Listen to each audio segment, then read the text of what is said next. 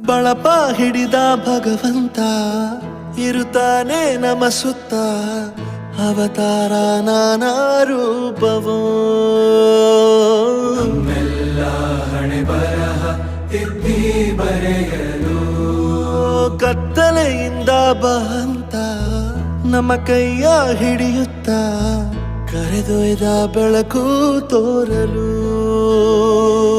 ದಯವಾಗಿ ಗದರೋದು ನಮ್ಮ ಬೆಳೆಸಲು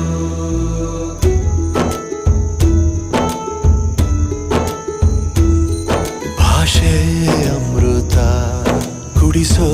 ತಾಯಾಗಿ ಭಾಷೆ ಅಮೃತ ಕುಡಿಸೋ ತಾಯಾಗಿ ಭವಿಷ್ಯ ಬರೆವಂತ ತಂದೆ ನೋವಾಗಿ ಬರೆವಂತ